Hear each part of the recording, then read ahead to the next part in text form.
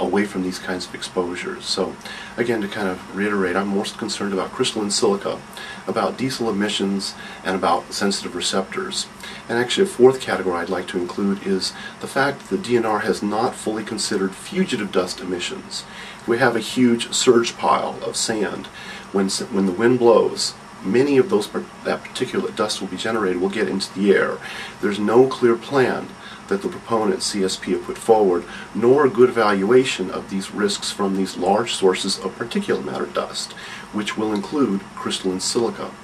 Now the DNR has stated repeatedly, and in even the most recent iteration of the application, is that these sources are hard to measure, so we really can't do that. And in my estimation as a toxicologist, we really should make some estimation of the health risks from these fugitive dust sources.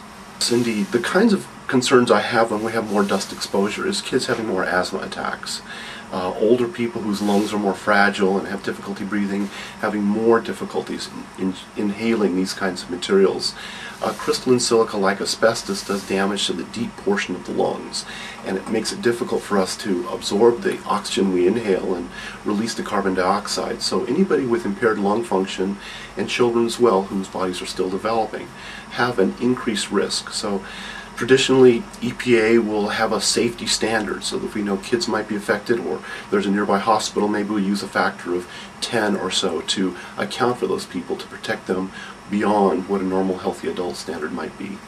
Well, one of the ways and one of the recommendations I've made to Mr. Roger Fritz at the DNR is that we actually have some measurement of the kind of sand that would be coming out of the Howard mine site, get some idea of its composition. Now, this is a meter that we use often in environmental health to actually look at concentrations of particulate matter.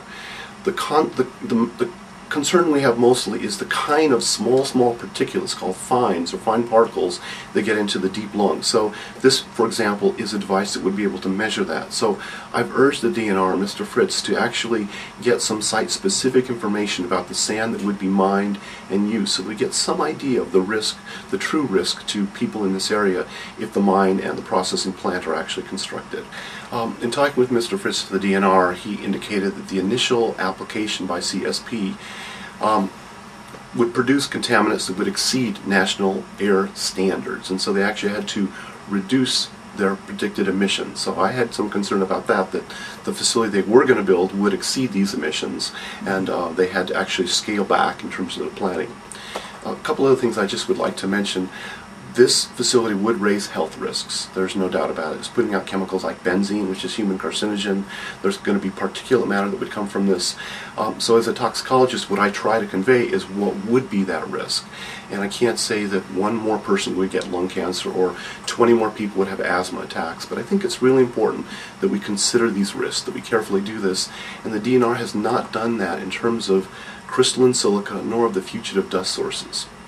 In some discussions I've had with Mr. Fritz through email, he actually came to the same conclusion I did, that based upon estimation of how much crystalline silica would be in the dust, or actually we would be exceeding a health risk standard in California.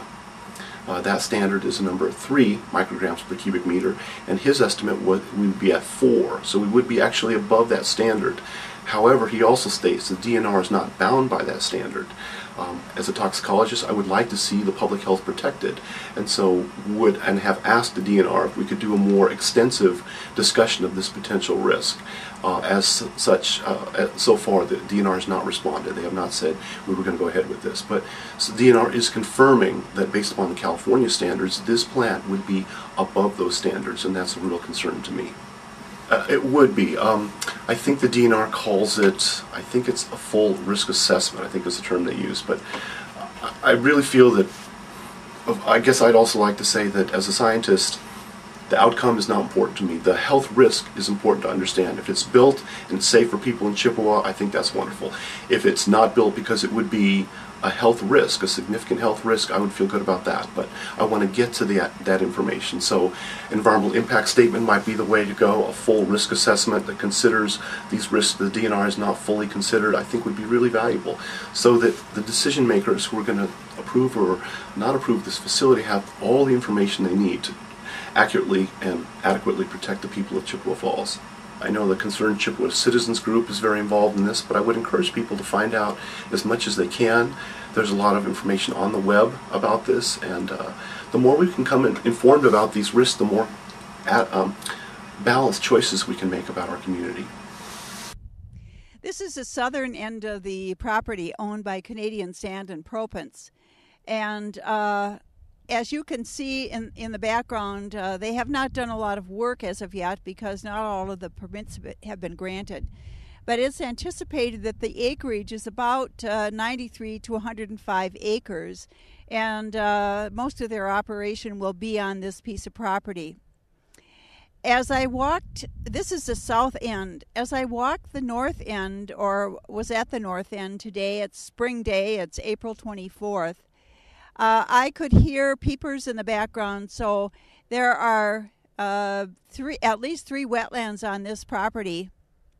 And the spring peepers are out, the blackbirds are out, and you can hear them in their glory singing and peeping.